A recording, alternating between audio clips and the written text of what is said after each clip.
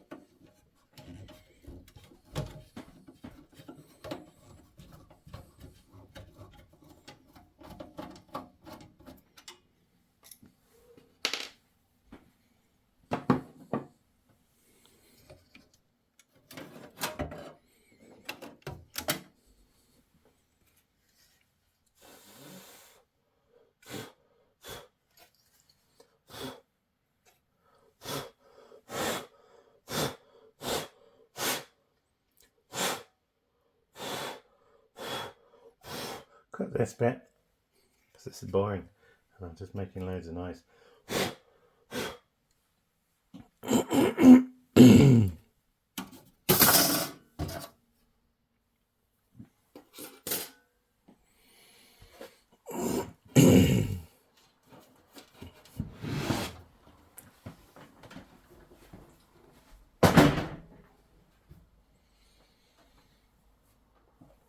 So we've got the motherboard out of the case and we can sort of have a closer look at this.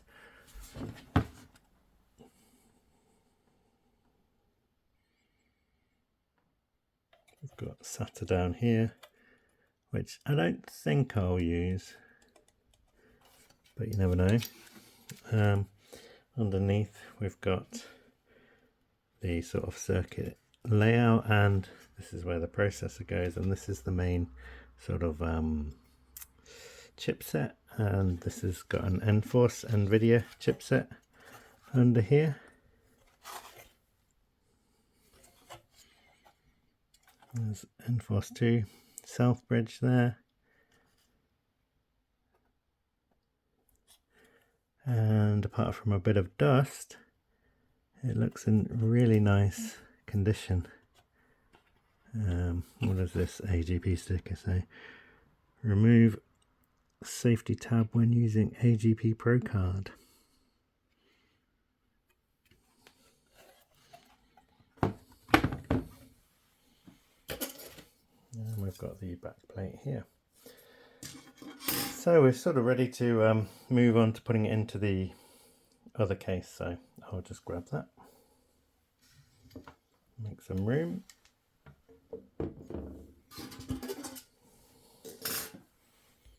This is the case I've decided to go for.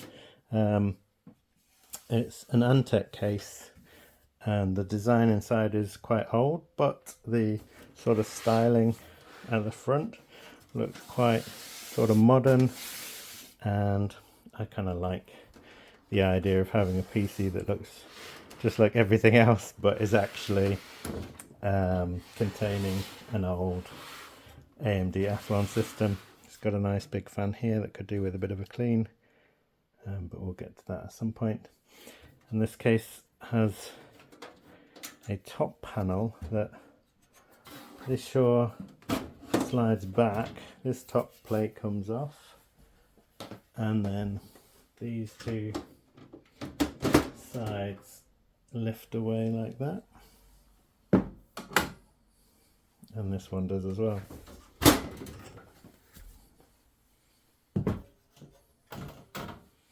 And on the back you'll see there's no sort of access point to the bracket for modern systems, and it could definitely do with a bit of a dust before I install the new or the replacement motherboard. And I'll also need to put in some standoffs over here for this larger motherboard.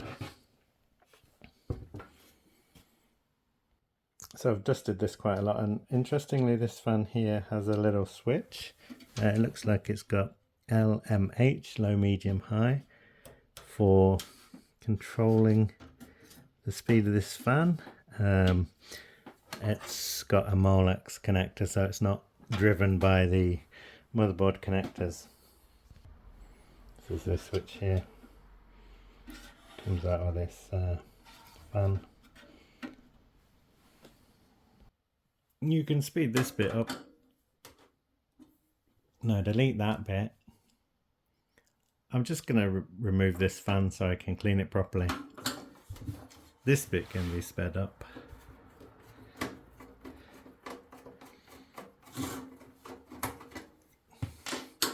I should actually test the fan before cleaning it, because I've done that before where I've spent a very long time removing a fan, installing a fan, only to find that it's too loud or doesn't work properly. So yeah, I'll check this before actually fitting it back in. It'll be interesting to see. Oh look, Antec 3 speed. does what it says on the label. Okay. Power cable, power supply, and pick this up.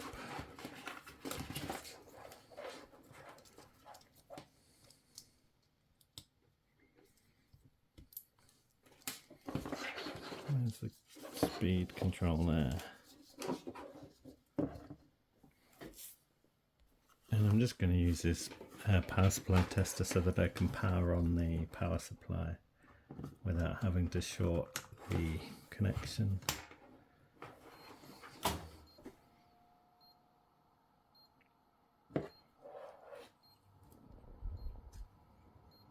So it's nice and quiet on low.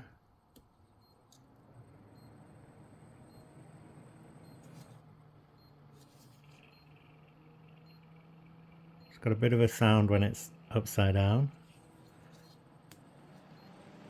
And then this is on maximum speed. It's worthwhile checking if a fan works in all orientations, because for example, if this was in a power supply and this way around, it's making some noise. So you might not realize that while building a system if you've got it on its side, and then when you put it in a tower like this, then you end up with a noise. So yeah, it's worthwhile checking whether it makes noise if it's upside down or if it's this way around, so that you know that it's going to be okay mounted in the direction you want in the case. But yeah, this is working fine. This speed control's neat, also works, and it's quite quiet when it's on the lower setting.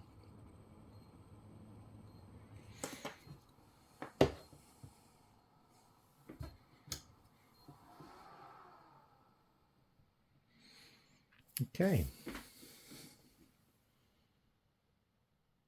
so I'm just going to clean this with a brush. A brush is really effective.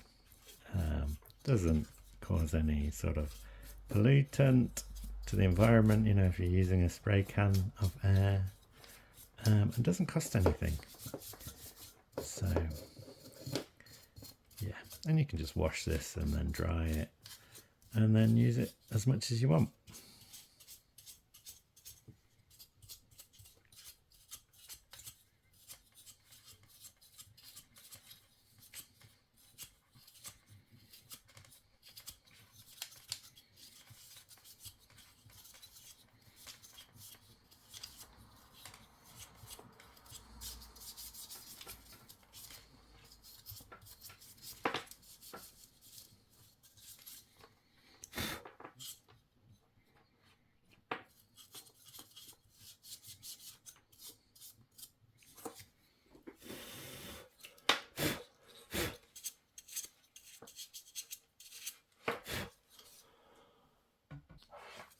So I'll just put this back in.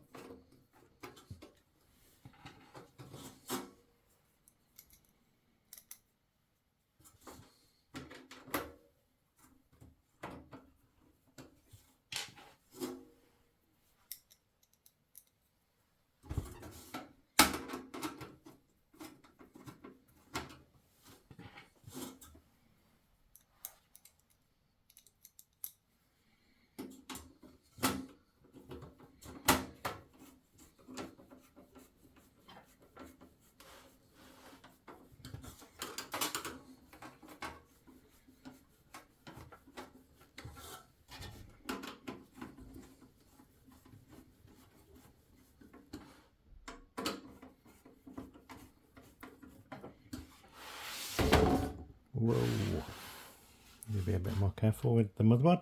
I just want to check what thread these use so that I can use the same ones over here.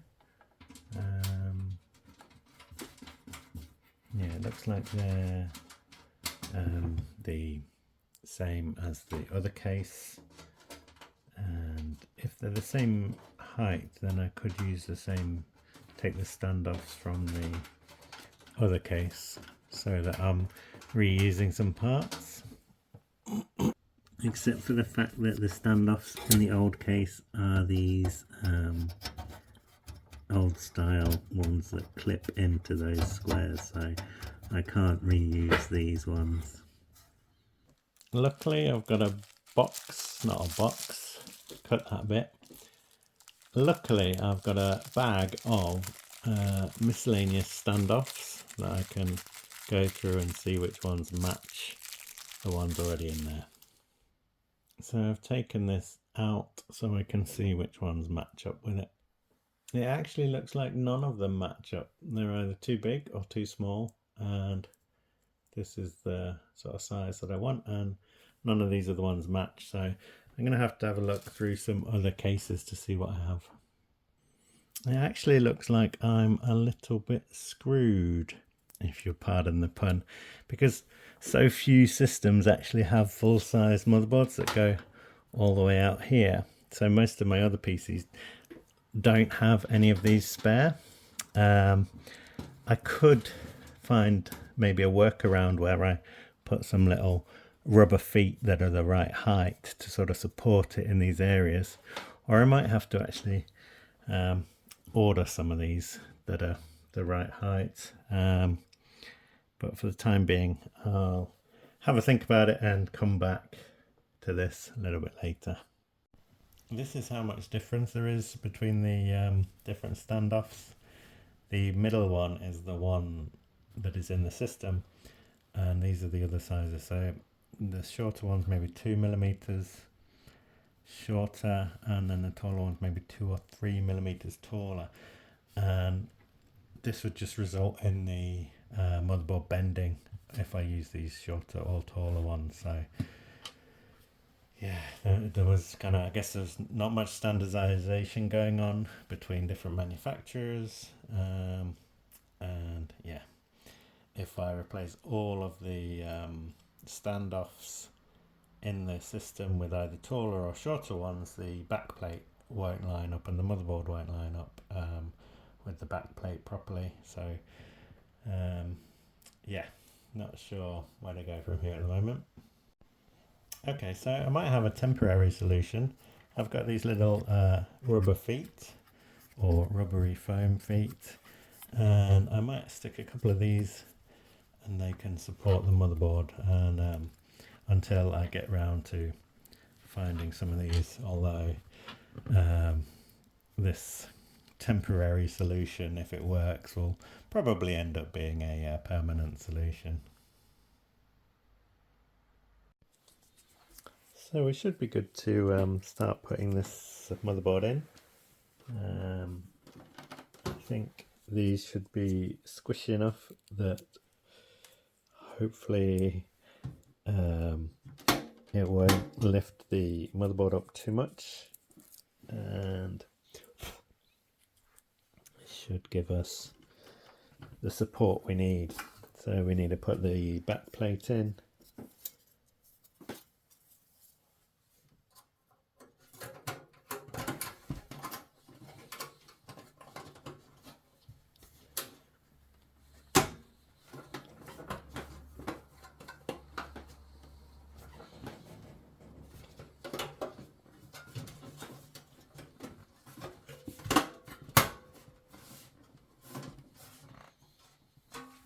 And then the motherboard. This motherboard, I cleaned the heatsink in the last video on this system and applied fresh thermal paste so that I know that that's good. I just need to make sure it actually fits.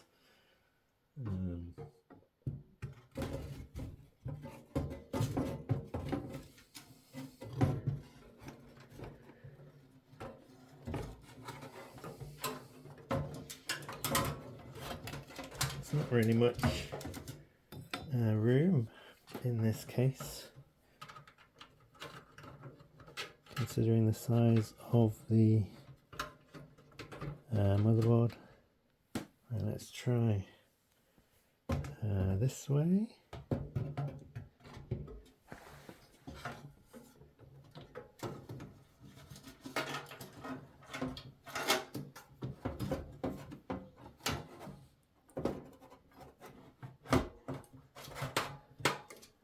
Okay, I don't know if you're getting this, but this fan is in the way. Oh my, it's really tight. I'm going to have to remove that fan.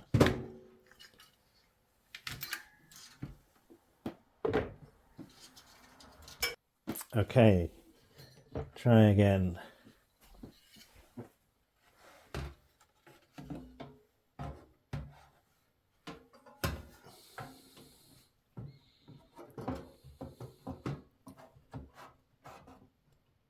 This might not work.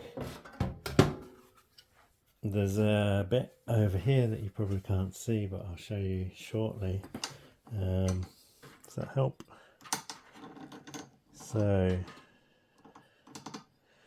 yeah, down here, there's this little bit here that sort of sticks in a little bit too far, and then the motherboard bumps into that. And yeah, this might be a let's try this way anyway and see what happens. No, that's not working either. Okay, another idea.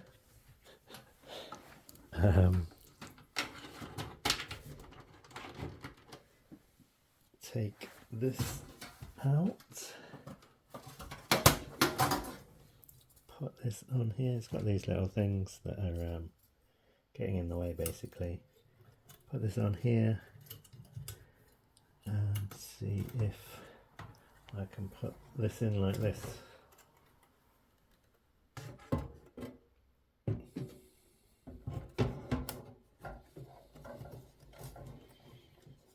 Without it falling off. Might just fall off.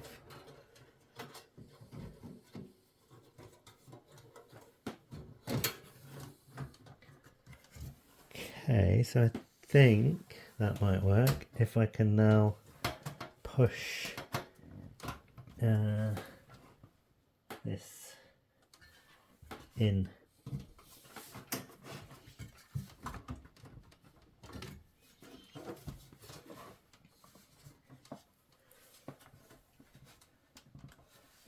Ultimately, this case is like about 2 millimeters too small for this motherboard.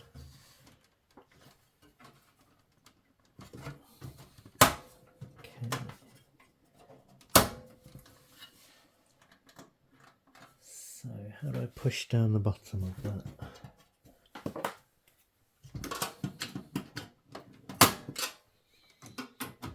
Okay, so we're there. So there is a sort of 2 millimeter gap there when this is in place, and when it's screwed in place we should be okay with this.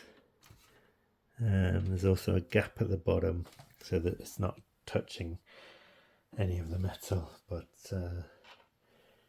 yeah, this motherboard is bigger than most that I tend to sort of deal with. It's ATX that way, but then it's also quite deep that way as well.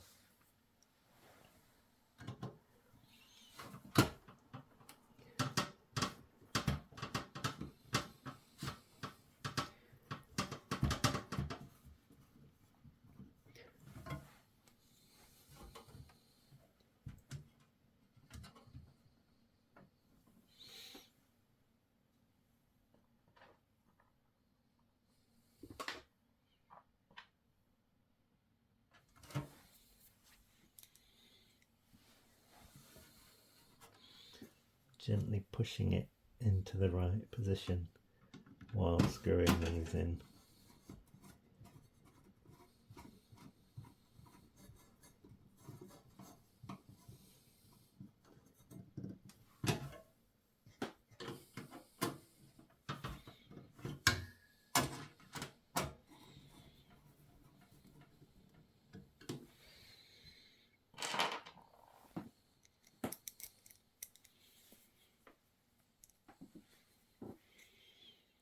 Got 3 more to do. They kind of look like they're lined up okay. Yeah.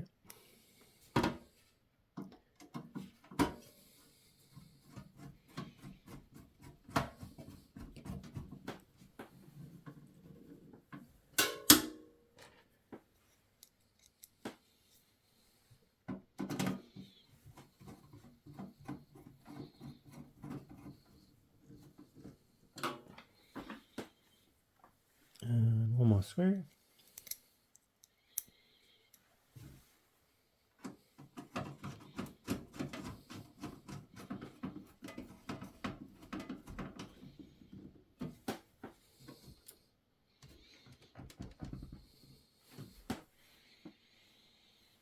Okay.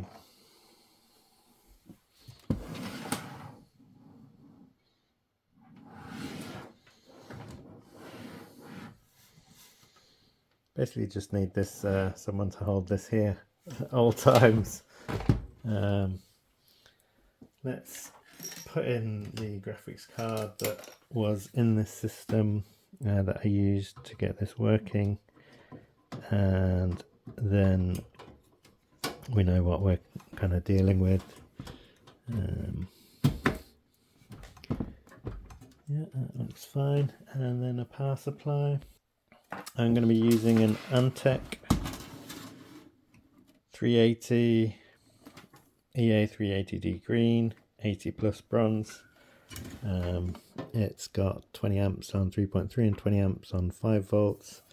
And this was in my other Athlon XP 3000 system, so it should be good in this. And it's got a lot of Molex connectors as well as SATA. There are different versions of this. Some of them have different markings like SF, and some of them have more SATA connections, so be aware when buying these that there are slightly different versions with different amounts of Molex and SATA power connections.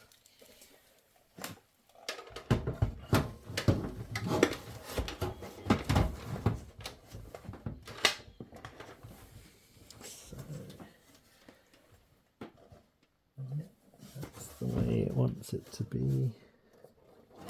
This case kind of keeps it quite separate, I guess. Well, because there's no fan here. Probably not sure what the best cable routing is for this, but maybe I should go through here.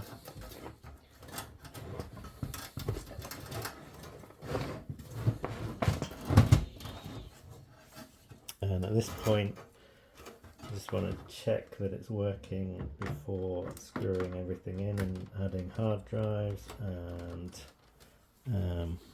other things to it. So yeah, let's give this a try. I'm actually using my phone to magnify the connectors for the front panel, so that's quite handy that I can just see it and read it on the screen of the phone, so I know where to connect these up to.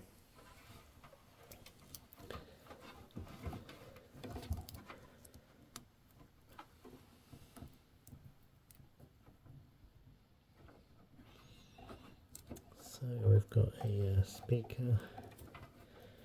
They're all cable tied together, which is I guess makes it a little bit trickier.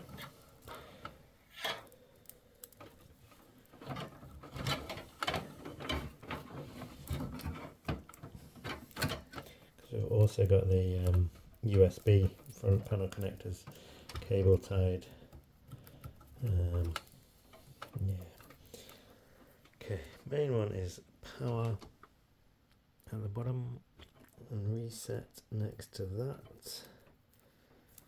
And we can worry about the LEDs at a later date.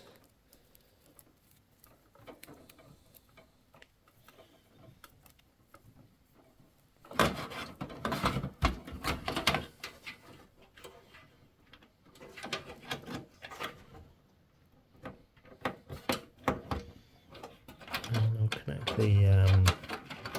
connect the speaker connector as well. I think I'll also stop all these things from being cable tied together, because this is definitely making this much more difficult. And the video is going to be absolutely useless for you.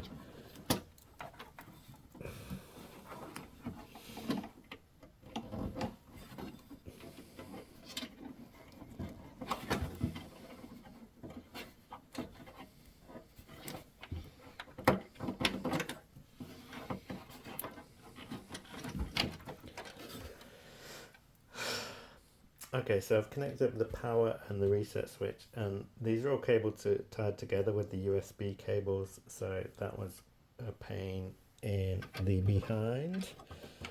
And I'm going to need to uncable tie these because they're just a pain. They're kind of stretching this because the USB cables want to go elsewhere, etc, etc. So I'll sort that out, but let's move on to switching on. Okay, so I'm going to press the power button here. We've got a little green light there. And let's see where the power button is on this. Don't actually know. Oh, it's over here.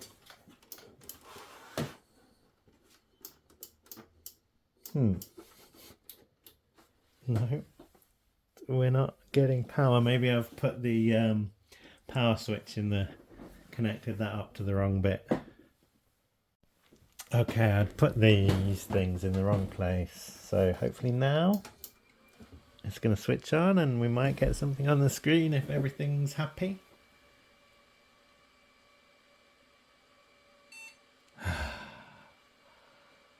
Yay! Let me move that so you can see the screen a bit better. And oh, we have the wrong settings for this, I'm guessing. Let's have a look where it all was set up. Yeah, should this be 333? I can't remember. 200 maybe?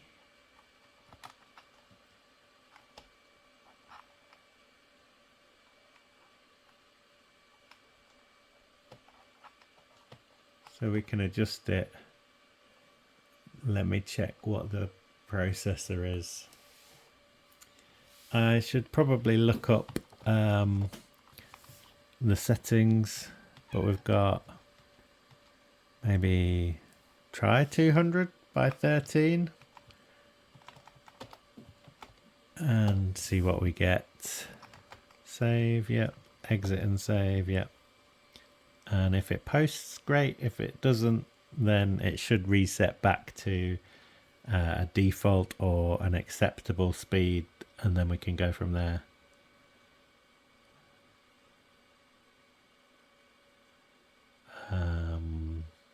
Maybe it should have started by now. Maybe I've gone too fast.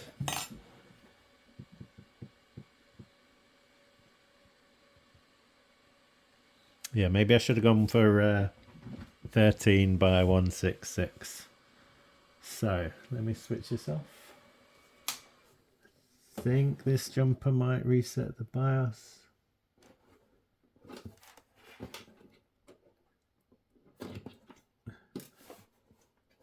And again, it might not. It might just be, no, it'll probably be the other one further up. Cut this bit.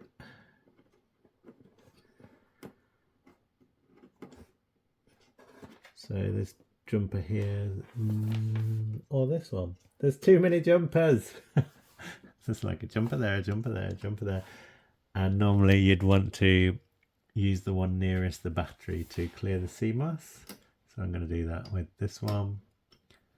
And then put it back where it goes. And then we'll switch it on and see what we get.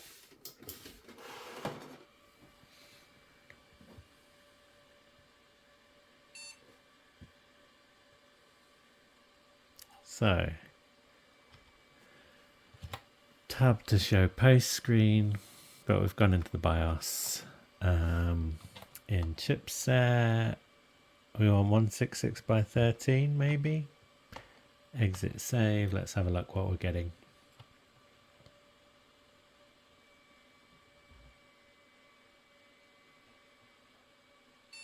Okay. Press tab to show the post screen. XP 3000 with 2 GB of RAM, and we've got the system up and running. So the next steps are going to be to connect the optical drive, put a hard drive in here, connect up all the cables, and finish connecting up the front panel, and put some screws in to hold the power supply in. But yeah, this is looking quite neat so far. Hardware monitor, I've got these voltages look okay, I guess. There's a Q fan control, fan speed. That's may as well. CPU temperature is 35, which is fine.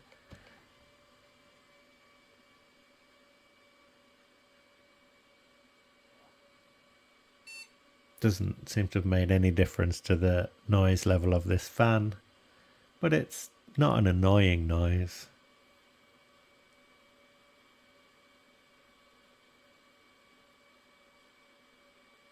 And yeah, ready for some more bits to be done to this, but I think for now I'll leave it as it is, do some more tomorrow, carry on with that, and yeah, keep watching.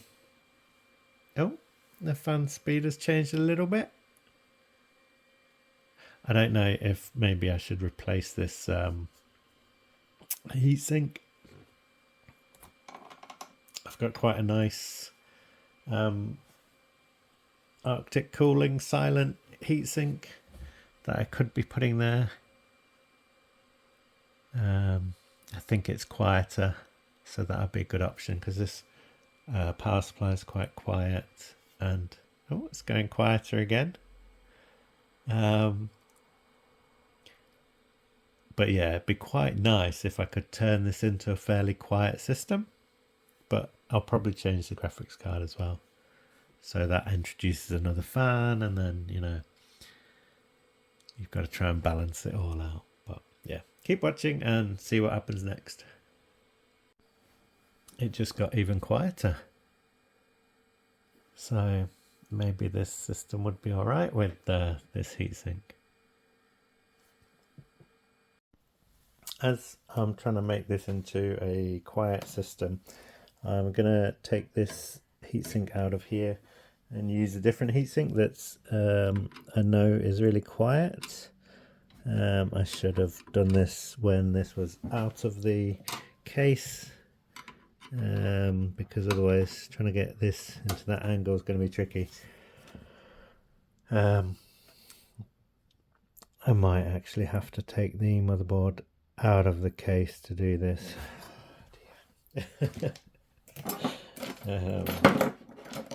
Yeah, I don't really want to risk damaging the processor or anything going wrong at this stage. Okay, we have the motherboard out. I can remove this.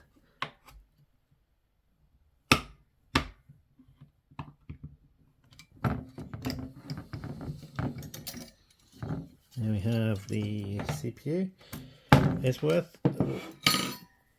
finding out the exact model, because there are different speed chips and different speed processors use different speed front side bus. So I'll compare this to the other one that I have. So that's quite funny. I've actually got a matched set. They're both AXDA 3000 DK V4D, but this one's kind of a different shade of brown. This one's got a sticker over some of these little things over here, and Yeah, I guess I don't suppose it matters which one I use, and I may as well leave this one in. And since we're doing this, I may as well fit one of the little shims that I've got to give it a little bit of extra protection. Okay, so I can put this here. This should give it a little bit of additional protection from being squashed by the heatsink. See these pads here on this actually look like they're not as squashed as these ones, but I don't suppose it matters too much. Just need some fresh thermal paste, and I'll just get rid of some of this dust around here.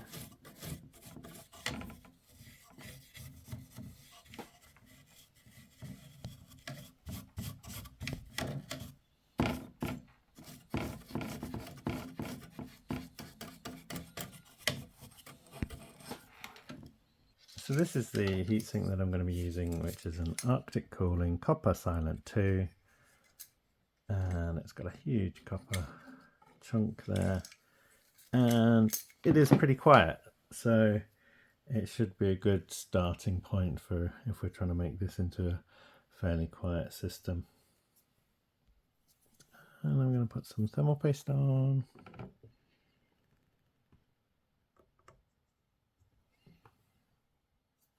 That should be plenty.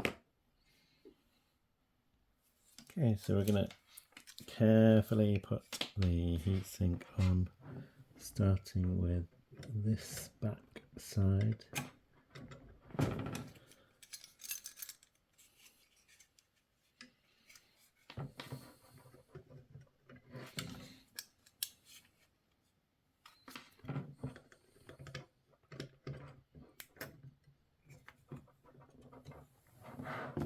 And then where is the screwdriver? We should be able to click this down here.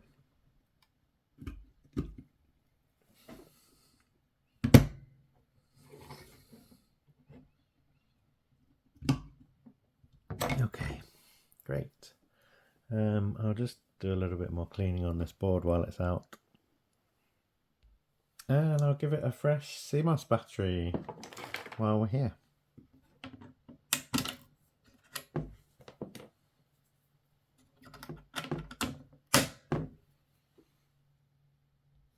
Now we try and get the motherboard back into the case. We did manage to get it out without taking the back plate off, so maybe we'll be able to get this back in somehow.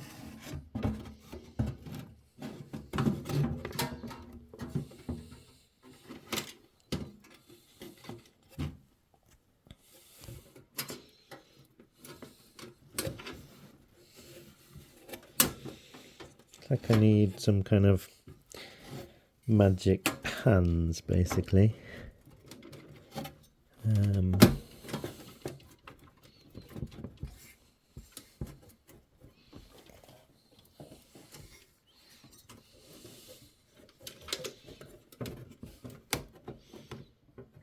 Maybe I could remove this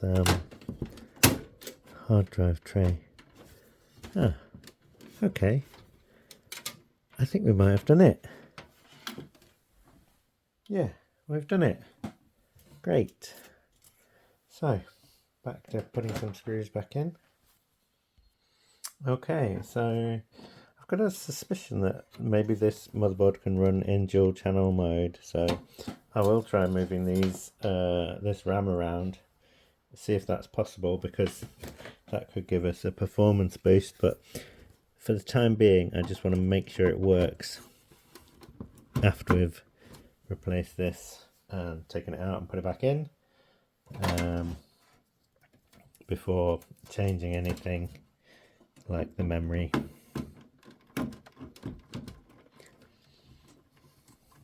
Oh, I need to connect these up again.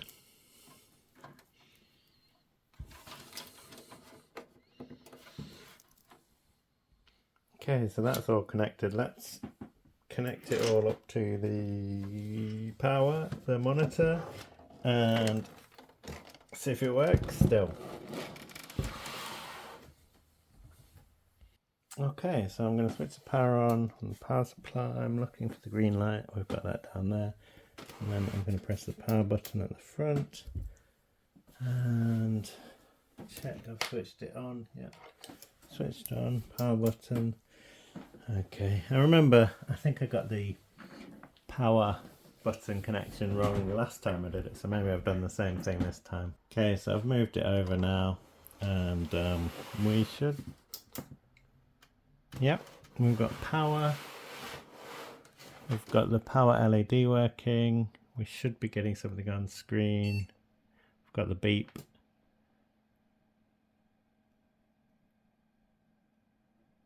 Though we do have no signal detected, that's maybe the cables. Video cable's a bit loose. Yeah, definitely loose. And the colour's off. Maybe I'll actually screw it in properly. Okay, let's try again. Waiting for the beep. There we go. Is the colour wrong? I think I've ended up using a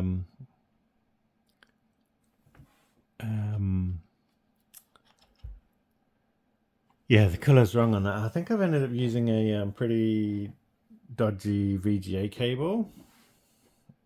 It might be one of those cables that gets better when you wiggle it. Yeah, there you go.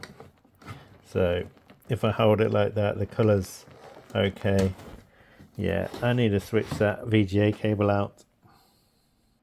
Okay, we can go in and change the CPU settings to the right settings. I think this is right, 166 by 13. There are also settings for making the fan quieter, but I'm not sure that's necessarily needed. This is already quite quiet as it is. And I think when we put a graphics card in that's got a fan, that's going to be noisier. But yeah, let's exit and save. We have got some cables. I've got an IDE cable for the optical drive that I needed to swap out because this one's SATA. Got XP 3000, 2 gigs of RAM. And this is the Enforce and motherboard model there. I've also got a new IDE cable for the hard drive, and then I've got a 120 gig Seagate Barracuda 7200. So this should be quick enough, I think, for Windows XP. So I'll put this in and swap over this optical drive.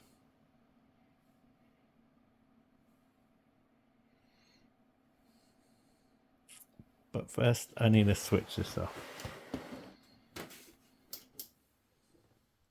And before actually putting this in, I'm going to test it. In fact, I'm going to test both the hard drive and this out of the case so that I'm not wasting time screwing it in and then having to take it out if it doesn't work. So yeah, I think we'll do that first. We'll check these actually work before putting them into the system.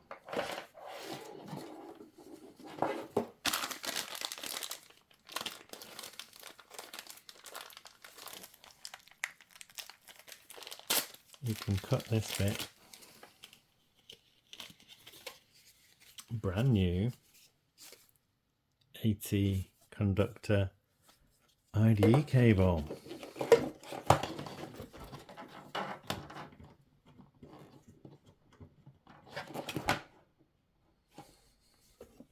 Just need to put it in the right way around.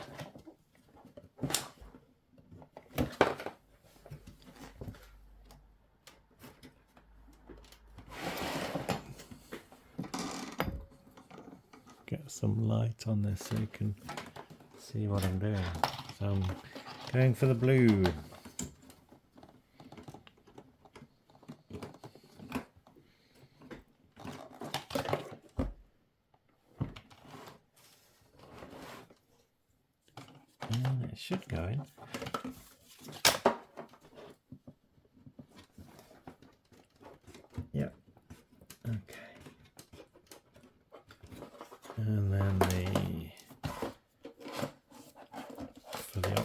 drive.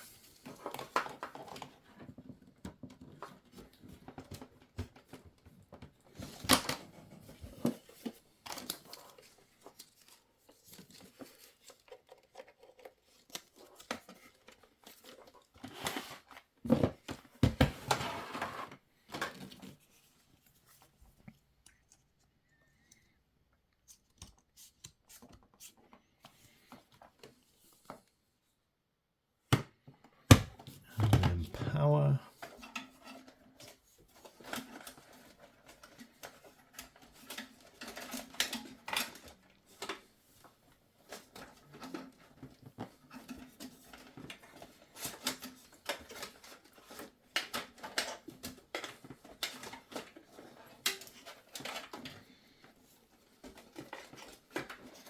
All a bit stuck.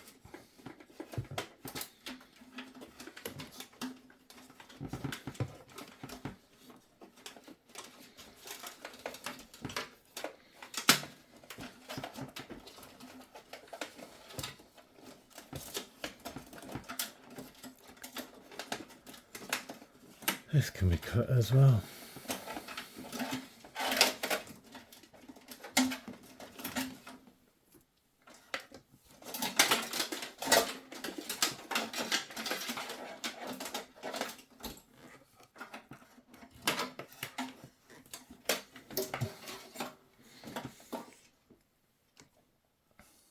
Okay, we've got Molex connectors, so we can connect up the hard drive and the optical drive.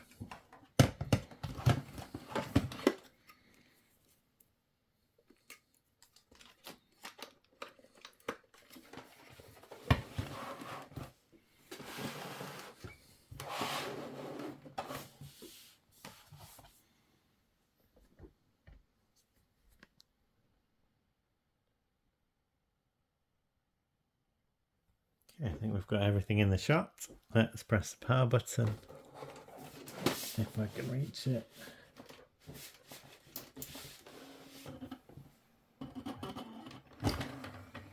Nothing in here. Let's find Windows XP boot CD.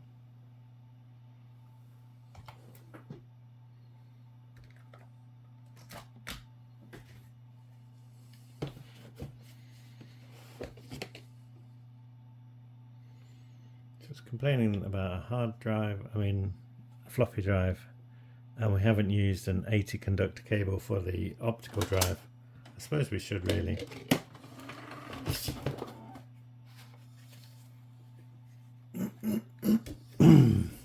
And it's in single channel mode, the memory.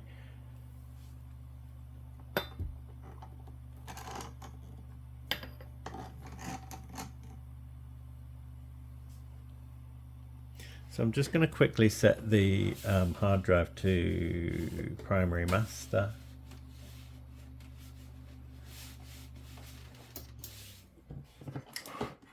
And that should be a jumper on the back of this.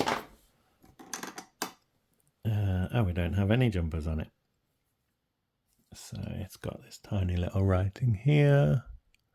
And I want the position all the way over at the end, furthest away from the power connector, so this one here. So this is a little jumper, and that connects the two pins on here to set that setting basically.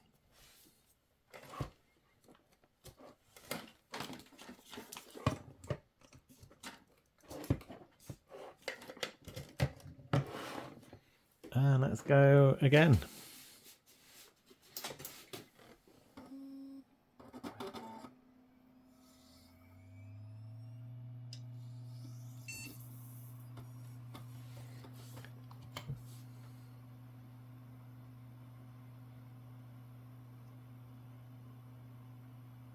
So now this is set as the master. F1 to continue. Hopefully it'll try and boot from the CD. It's also got SATA RAID, but I don't really want to use that.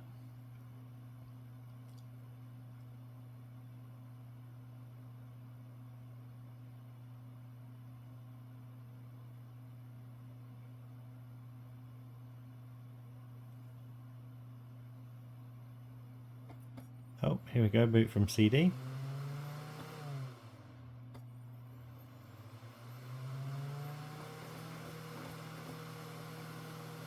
And I'll go through the process of installing Windows XP, but I'll speed it up so you don't have to watch this.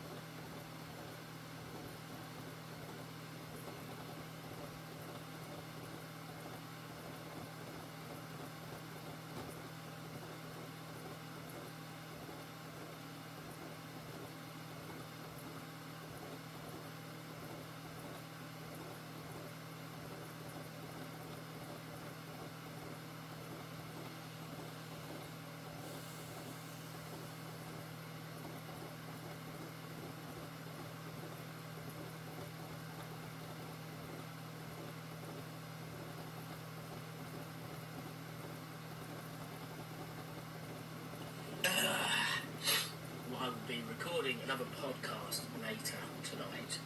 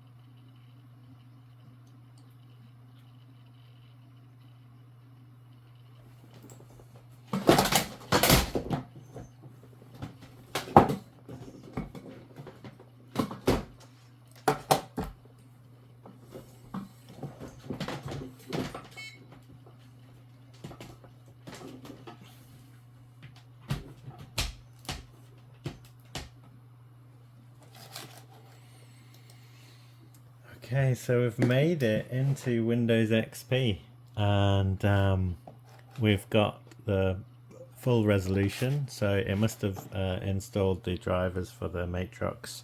I think it's a G400 that we've got it in there. And let's just have a very quick look at the device manager to see what sort of state it's in terms of what is installed and what isn't. So we've got the display adapter, Matrox Millennium G450 dual head. We've not got the Ethernet controller, audio, RAID or SM bus. But we have a functioning Windows XP PC. We've got a hard drive, 120 gig, and which use 5.2 gigabytes in the install. So yeah, this is looking good so far. I'm a little bit concerned about how loud the optical drive is. That is just super loud. But hopefully I won't have to use it too much, although a lot of the games that I would be putting on here are on the CD drive. But yeah, we'll just have to see how that goes. I think this is probably the best IDE DVD rewriter that I've got. I've got DVD-ROM drives, but I may as well have a CD rewriter, DVD rewriter in here. And then the next steps are going to be to install the drivers, as well as putting in this GeForce 6600 card, putting in the specific Asus Wi-Fi card. I don't think I'll be going on the internet with it, but this works with this motherboard. This is no use anywhere else, so it may as well go back in there. And then also connecting up the fan at the back, and then installing all the drivers and putting these things in here. So I'll carry on very shortly, but for me it'll be tomorrow. So this is like the second day that I've been working on this, so I'll carry on working on it another day. Here's a quick time demo of Quake 3 using the Matrox G450 card.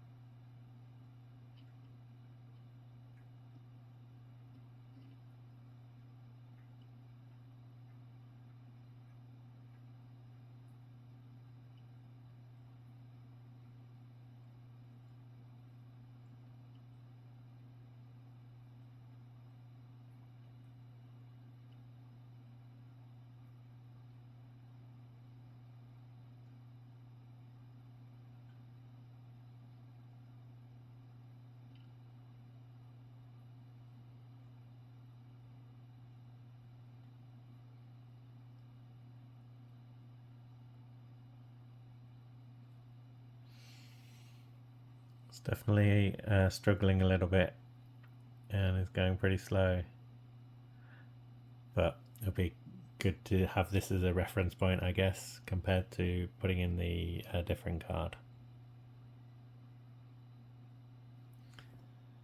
So 800 by 600, that was 19.7 frames per second. Okay, we're back.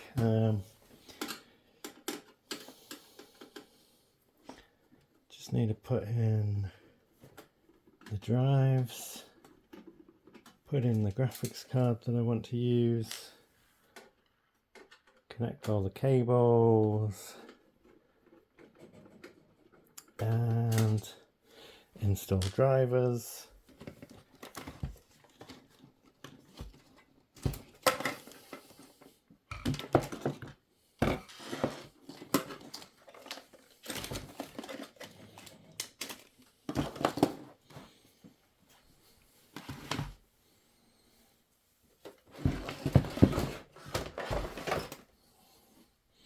Suppose modern computers are easier to put together because they don't have optical drives. you can simply plug in a drive into the motherboard and not have to worry about cables as much or power.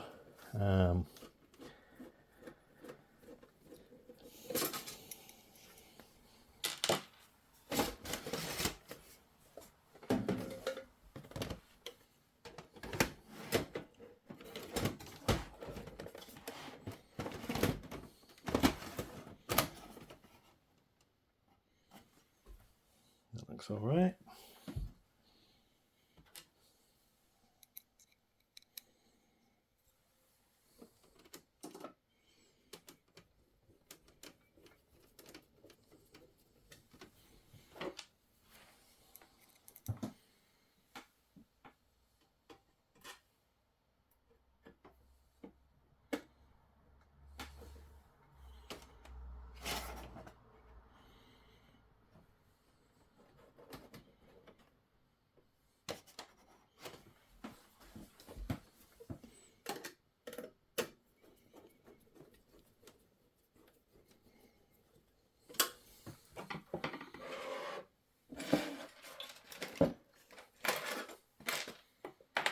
I'm not sure where I put the other screws because I took them out a while ago, I think. Oh, here's some.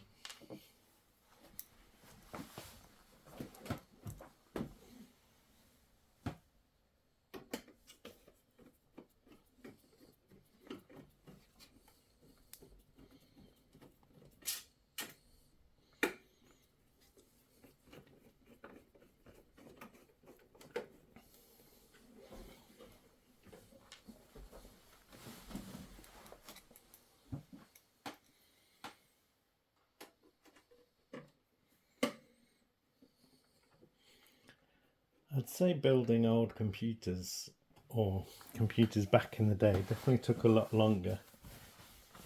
Installing Windows was a much slower process. You know, many more parts needed.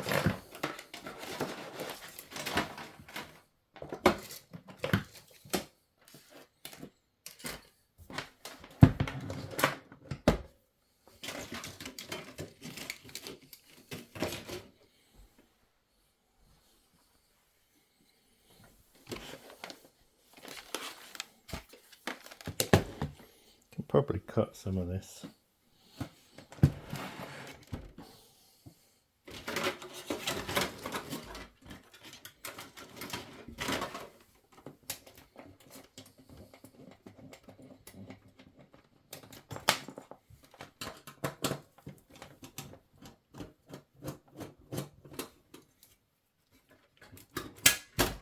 So this is the Matrix G450 card. And this is the NVIDIA 6600.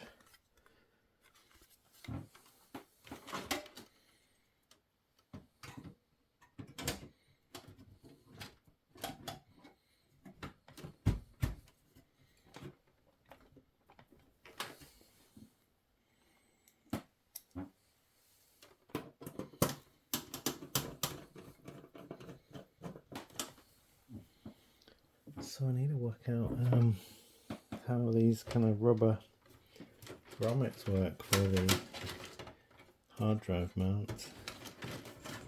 They just take normal screws. Give it a try.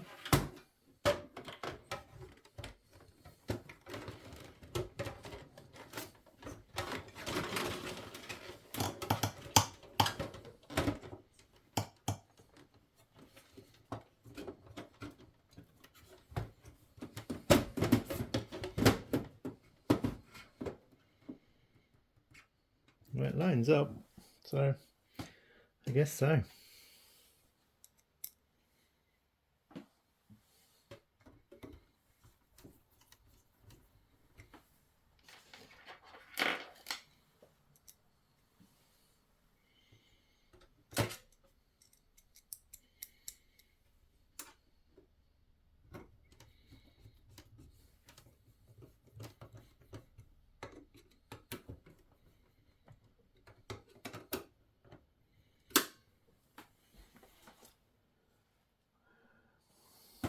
So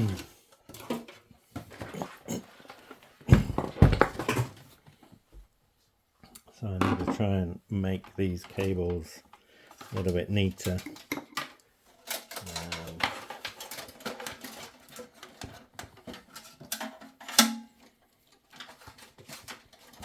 Untangle them a little bit if possible.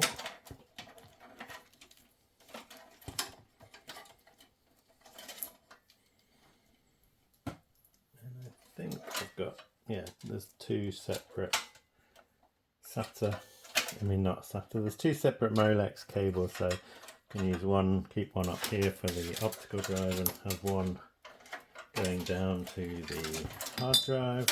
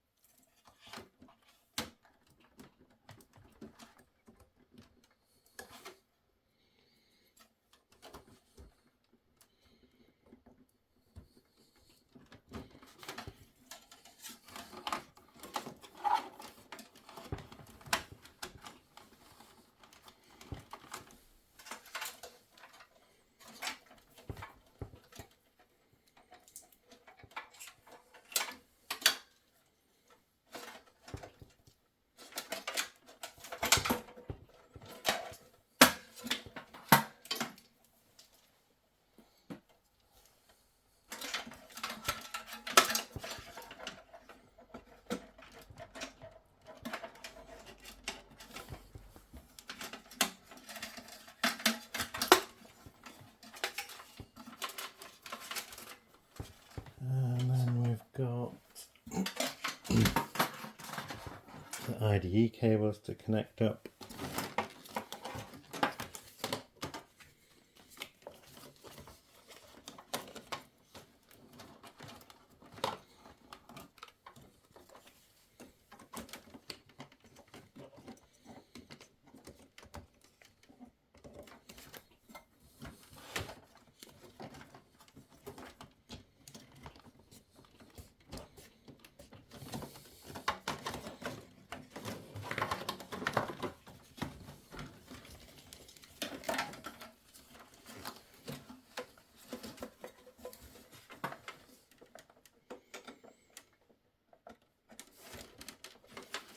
Okay, so everything's connected. I can do some more tidying up of these cables later. But we need to switch this on and get some of the drivers installed, like the graphics driver. That'll be the main thing to do next. Maybe hide some of these cables out of the way so they're not blocking airflow perhaps for the power supply.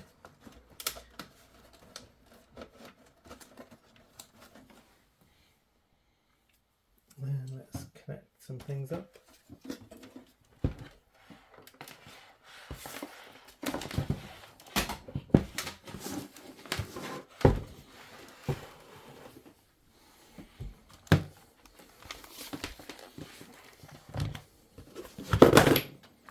Whoops.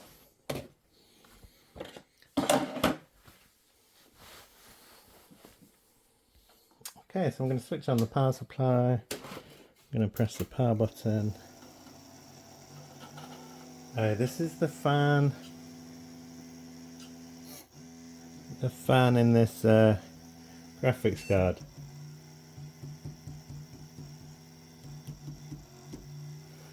That is frustrating. I didn't realise it was so loud. You can hear that it's not a happy fan. I think it does settle down after a while. I'll just wait and see what happens. I'll disable this floppy disk warning.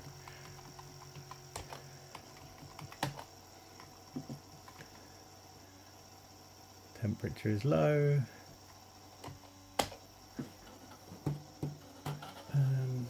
I wonder if I've got a fan I can use from a different card.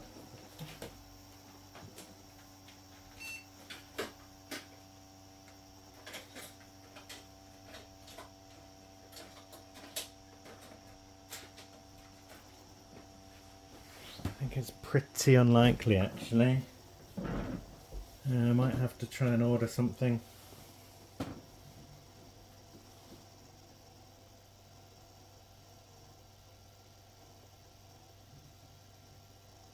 Settling down though, the sound of this fan.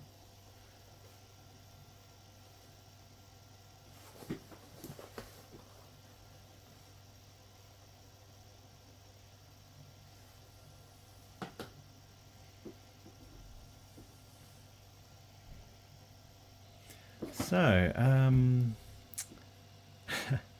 this is what it's like when the graphics driver is not installed.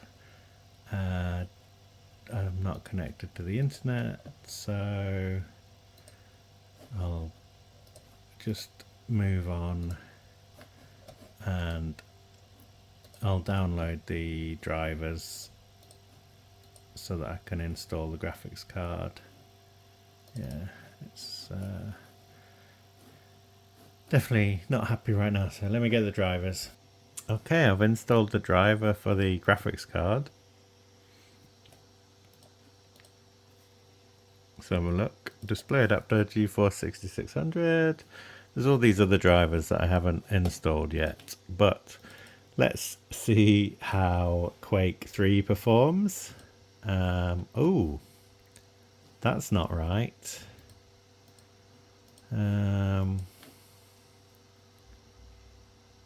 Okay, it's calmed down. It's gone back to normal.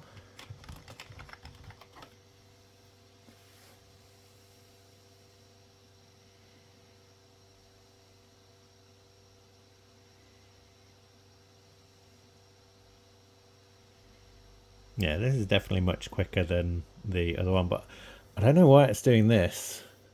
That's not good, but we're getting 134 frames per second. How odd. Let me just have a look around one of the levels and see if there's any other graphical weirdness going on.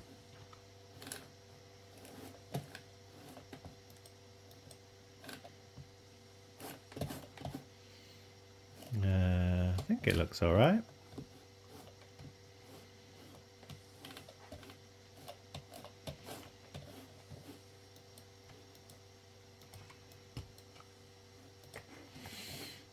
I know there's those weird things under the text.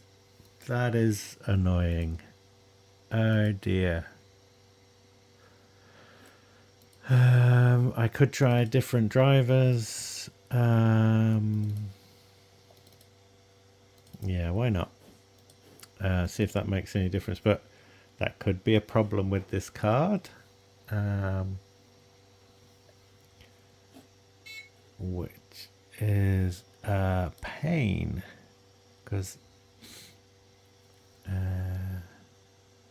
don't think I've had problems with this card before.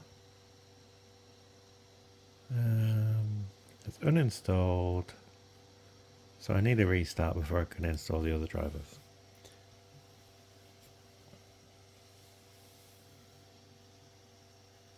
Okay, so I've installed some older graphics drivers and we've still got the problem. Maybe I'll reinstall Quake. Or maybe I'll just not worry about it for the time being.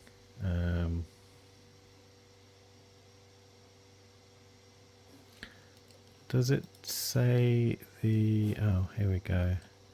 NVIDIA settings. I want to see the sort of driver information.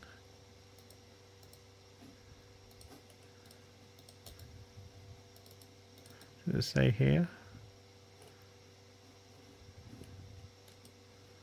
So from 2005, driver details.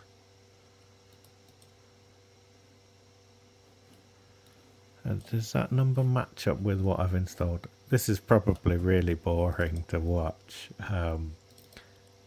So 7189. Oh yeah, 7189 here.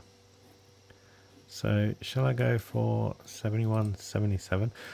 For some reason I have downloaded all of these different driver versions previously.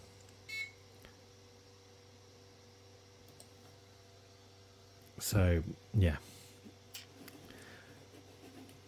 this is, it uninstalls it, makes me restart, reinstalls the drivers I've selected, and then I come back. So I won't take you through this whole process, otherwise this video will last forever.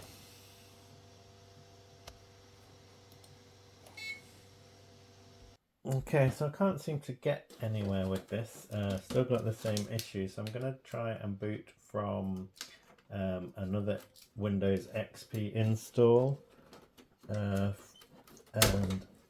see if the same thing happens with this other XP install.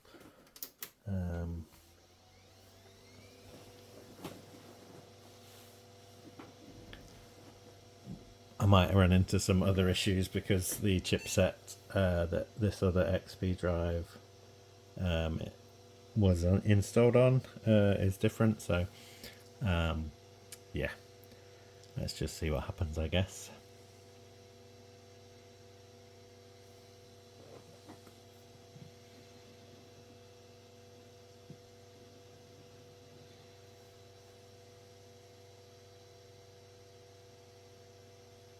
So yeah, I've unplugged this drive and we just got a blue screen, didn't we? So this isn't going to work. This other drive.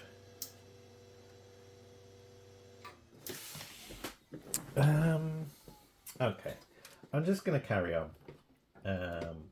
I think I'll try some other games, see if I run into any problems.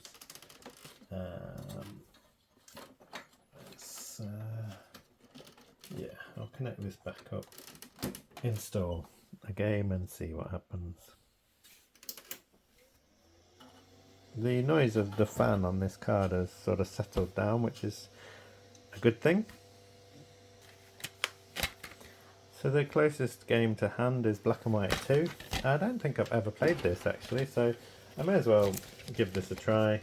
The specifications needed are slightly below this system. It needs a 1.6 gigahertz processor, 512 meg of RAM, hard drive space 3.5 gigs, and a DirectX 9 card with 64 meg. So we should be okay installing this on here. And I'll save you the boredom of watching this. Or I'll speed it up or something, depending how long it takes.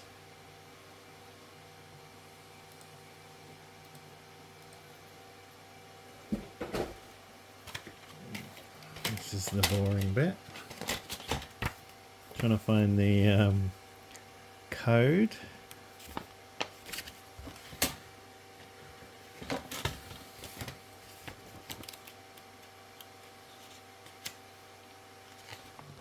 It doesn't seem to exist in the box. So yeah, this will be a no,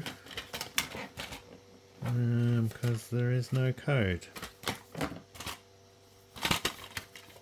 Because there's no manual, there's just a guide to the games that were available at this time. Unless it's hiding under this disk. Nope. No. So we won't be installing Black and White 2. That speeds that process up, doesn't it? Okay, let's try Colin Mcrae Rally 04 and see how far we can get with that.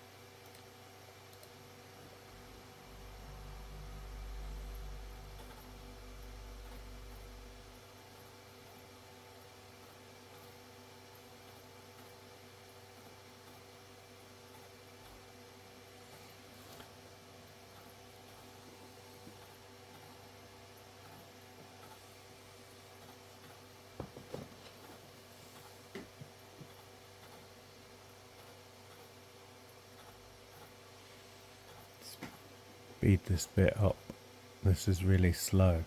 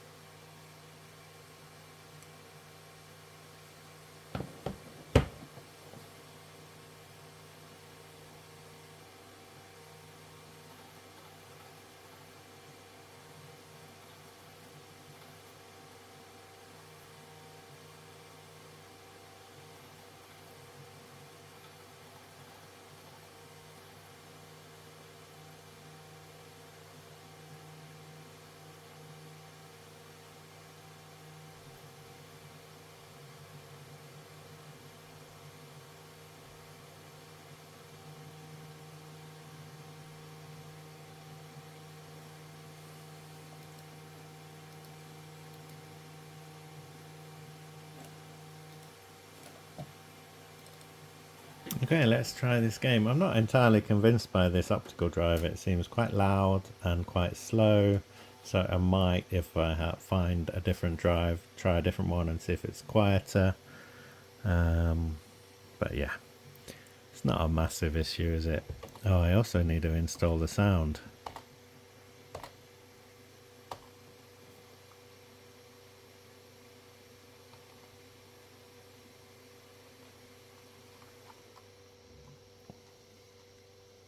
Okay, let's just go for a quick race. Those are graphical glitches, aren't they? Oh no, that is not good.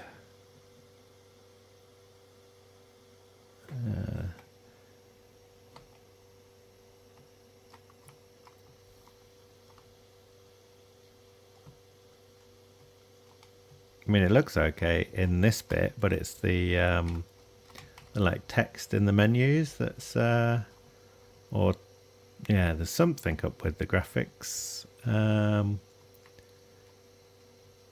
it's totally not the same playing this game without sound.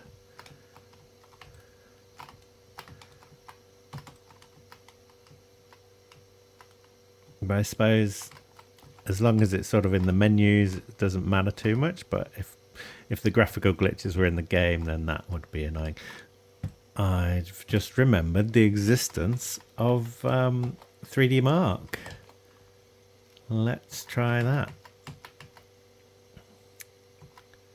So yeah, those are not good. That could be a memory issue with the card potentially, or I suppose it could be. Did I copy 3D Mark somewhere, or did I not? Can't remember. 3D Mark 2000. Let's go for that. So yeah, it could be a problem with the memory on the card. Not really too sure, but I suppose it doesn't matter too much as long as it's not in the game when you're actually playing it. If it's in the menus, it's not too bad. But yeah, let's just try this. I think I'm using an older version of 3D Mark because the older it is, the quicker it is to load and the quicker it is to run and things like that. Default benchmark.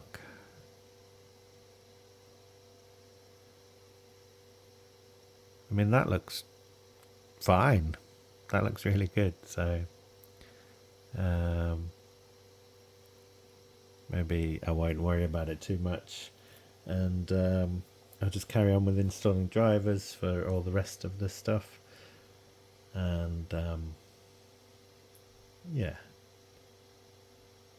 need to put some put this back in. Connect up the USB cables so that we've got front USB in this memory card reader, and yeah, I think we're getting there.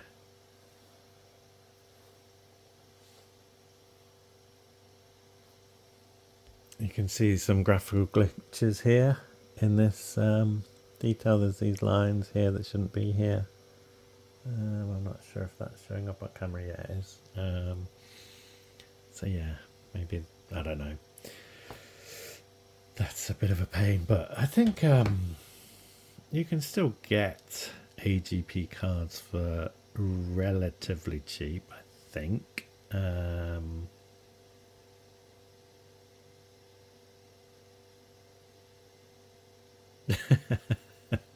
I've just looked on eBay, you can't. The price of this NVIDIA 6600 graphics card AGP starts at about £75. So yeah, that's not great.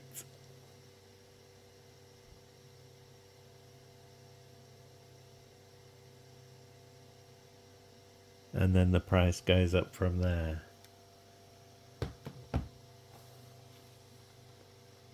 I guess I just live with it for a while, as I don't really use this PC that much, or Athlon sort of Windows XP stuff much.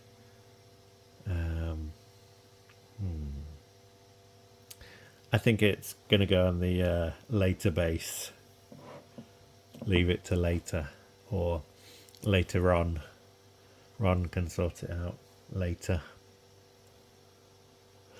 Yeah, I know those are bad jokes, but stick it on the later base.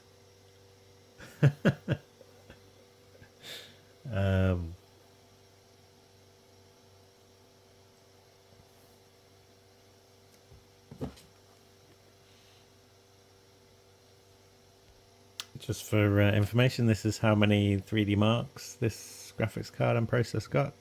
12,579.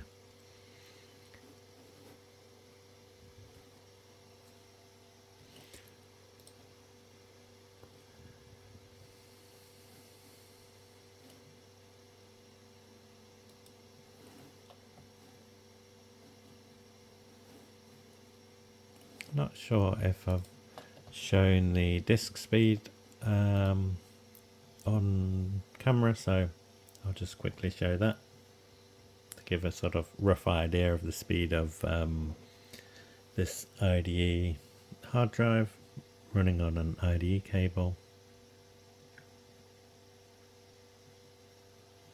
So these are the speeds: 50 megabytes read and 53 megabytes write. Not particularly fast compared to modern systems, but you know, this is fine for Windows XP. I've put the fan in here. We're on, I don't know what day we're on now, but this has been going on quite a while now. Real life has got in the way of continuing with this. And I guess I should connect up the power for the fan so that we can sort of see how loud this is. Or it's probably going to be quieter than the noise of the fan on the graphics card, which seems to have quieted down after a while. And I need to go and download all the drivers for this motherboard. It's got built-in sound that we need to set up, and yeah, I suppose I'll connect it to this and tuck this away. Maybe try and tuck this up here or get this out of the way somehow, but I can worry about that later, as long as it's not going to bump into anything at the moment. Although it does look quite messy. Let's power it up anyway and check the sound levels.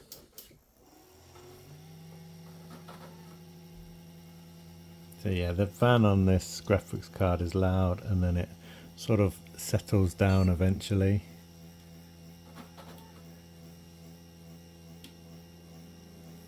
And if I turn this fan to high, I can hear it. Medium, I can hear it a little bit, and on low I can't really hear it at all because the sound of this fan and the rest of the system kind of drowns it out. Okay, so the noise of the fan on here has got quieter, and we have the system up and running, and now it's time to install some drivers. I'm also going to put this Asus card back in. The model is WL127, and if you search for this on the Asus website under network adapters, it doesn't seem to exist. On the back, it's got the motherboard model, and if you look under the motherboard model drivers for Windows XP, this also doesn't exist unless it's under the LAN driver, because that does seem to be there. But I'll have a look, try and install some of these drivers that I found on the Asus website and see where we get to. So this should just fit down here, and it goes into the little sort of weird extra socket at the bottom.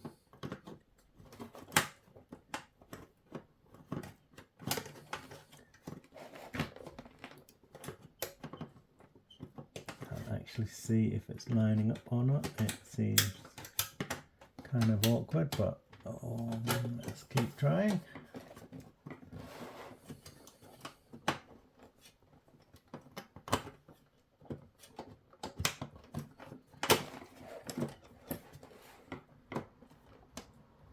Didn't actually seem to line up properly, but just to show you, it's got this like row of 3 pins.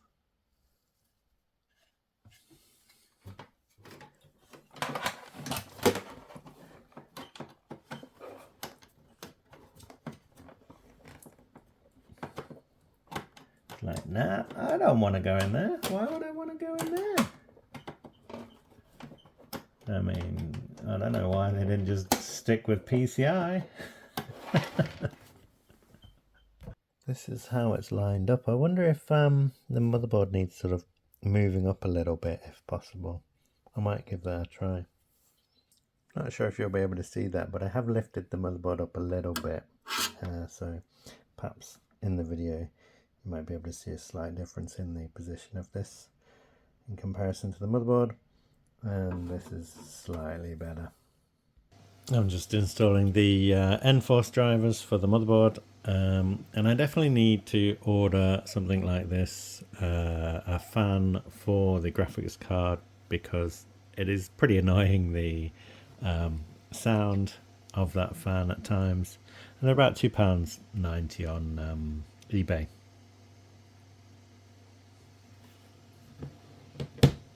Oh, this is good.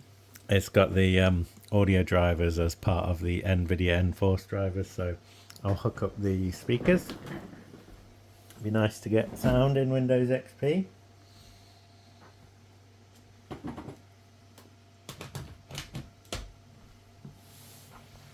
So we should get the Windows XP startup sound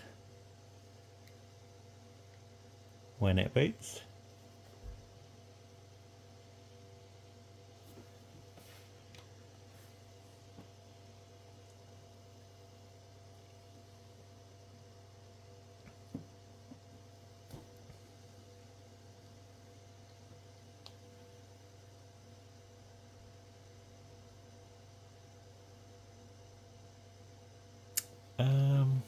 Why didn't we get the Windows XP startup sound?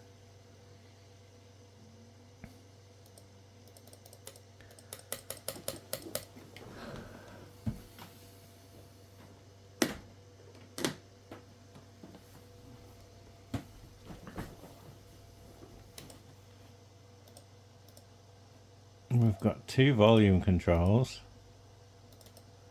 sound mixer.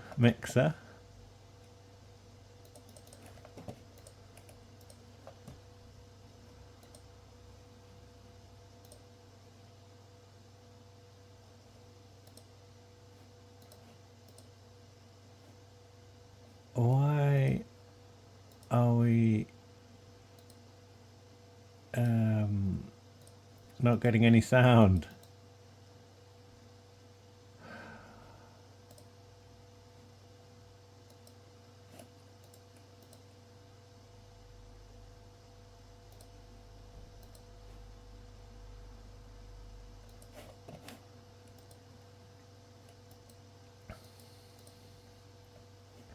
Sound playback, default device, N-Force.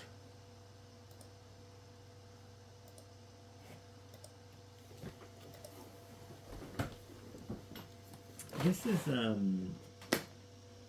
let's try this one.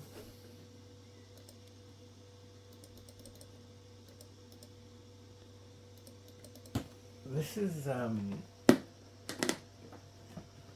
wait, what's this extra? What are these bits? It's got extra outputs for like surround sound and things like that.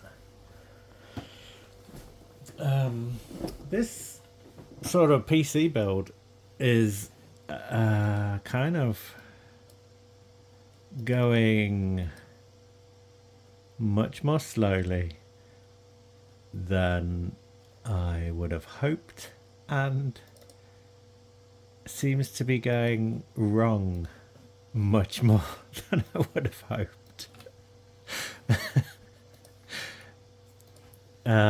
I will continue installing the other drivers. I've got network, USB 2 and SATA drivers, and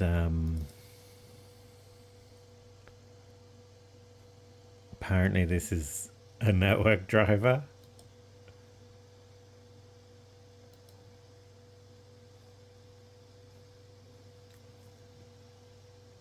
Moving forward faster.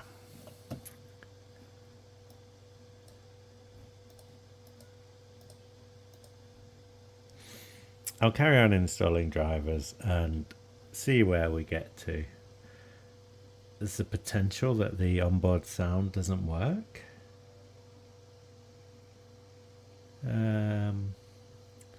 I'll see what happens.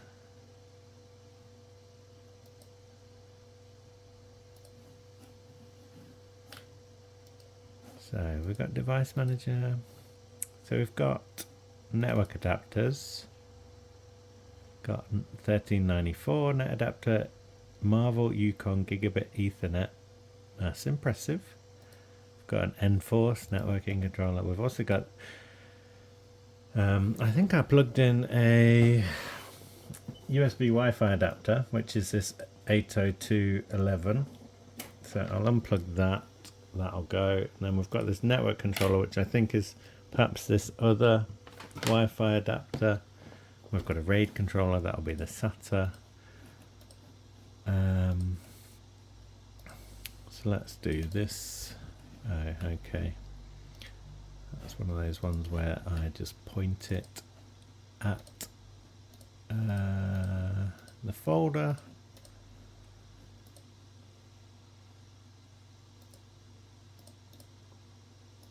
SATA, okay. And silicon image SIL 3112 SATA RAID controller. Great, so now we just have this network controller which is on PCI bus, PCI slot 10, which must be this Wi-Fi adapter here, but there aren't any drivers on the ASUS website. So I'm going to have another look. So I've not been able to find drivers for this card, but I have been able to find drivers for this ASUS PCI WL138G. Maybe if I install this, get connected to the internet, I could maybe use snappy drivers to search for missing drivers. And I've also got this PCI sound card, which is a CMI 8738, and the drivers for this are quite readily available. So I'll put these in and see how far I get. Okay, so I've installed this other graphics card, I've installed the drivers, I've disabled the onboard sound, and we should be getting the Windows XP sounds when we boot up.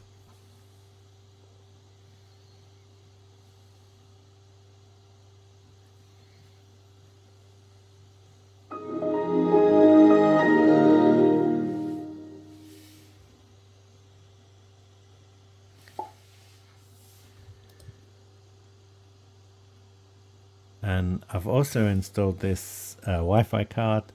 It will detect the Wi-Fi networks, but it won't connect. Perhaps the security on this, or built into Windows XP, isn't up to the more modern security standards needed for connecting to the more modern wireless network. But this card here remains just driverless, basically.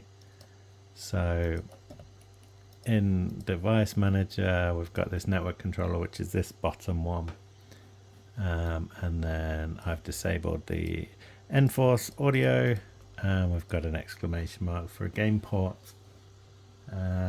There's a game port connection here on the motherboard. There's a game port connection on this sound card that I've connected,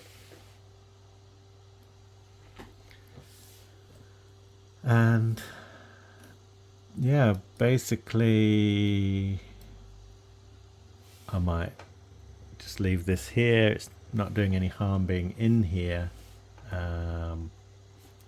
And you know, do I really want to connect Windows XP to the internet? Probably not. So let's just start Quake 3, because we haven't done that with sound, and see if it's still glitchy.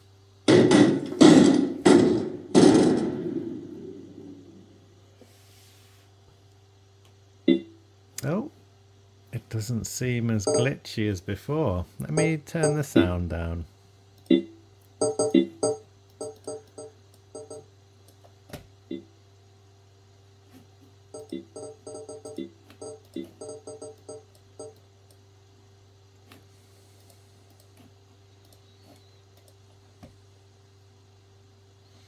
Let's just run a time demo.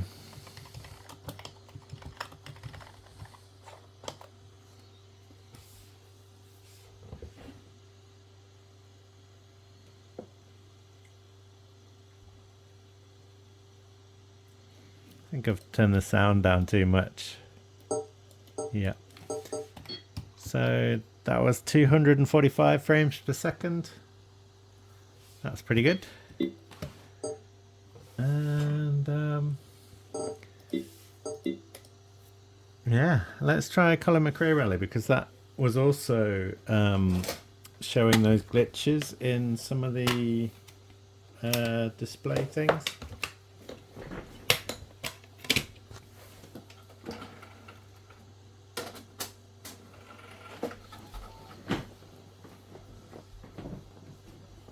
And I think maybe if this works, and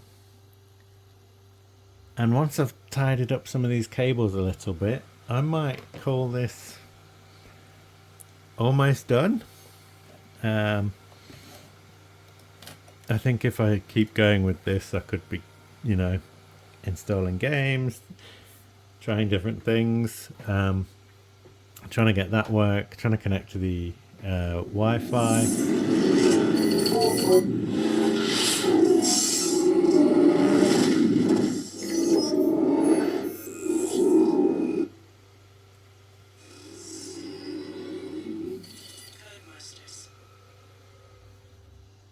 Yeah, I need to basically finish this, otherwise this video will just never end basically. If I'm just going to be installing games on here, which would be the next thing to do. Let's just have a quick look, quick race.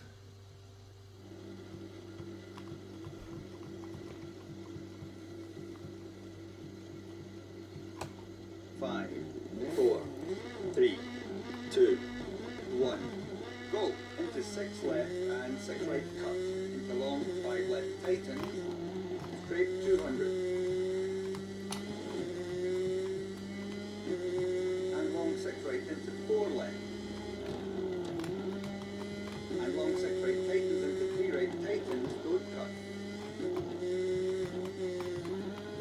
And 4 right keep in into long 2 left. And long 3 right.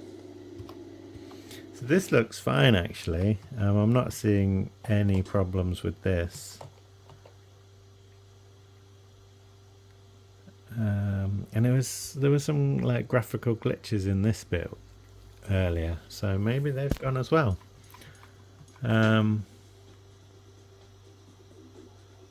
It's difficult to tell. It's all a bit washed out, isn't it?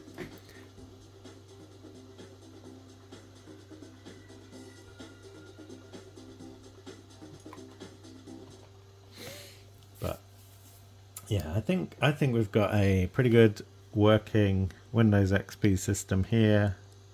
I do need to order a fan for this, and then with a replacement fan, this would be a reasonable volume level, quiet enough, and performs reasonably well.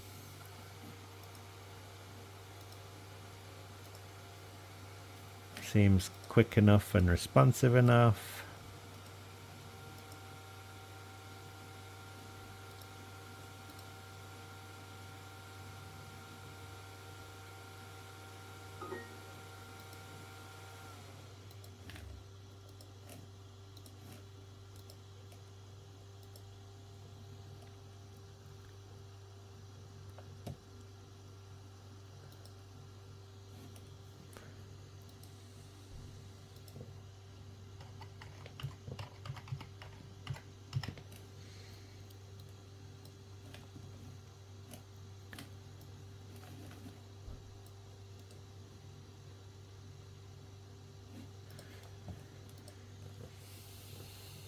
So yeah, let me know. Do you have a Windows XP system?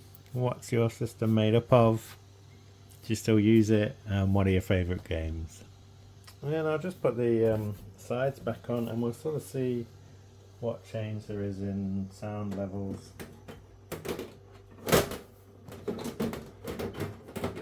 If I can remember where they go.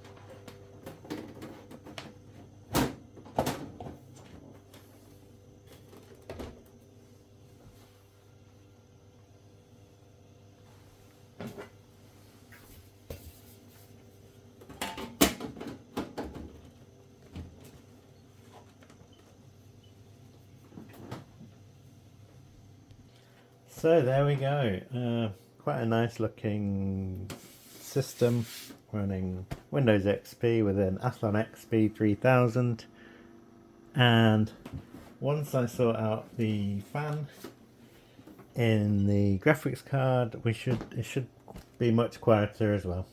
Thanks for watching if you made it this far. Thanks to channel members. You can leave a super thanks, you can join the channel, or you can buy me a coffee if you want, but I'll try and get back to all the comments and look out for another video soon.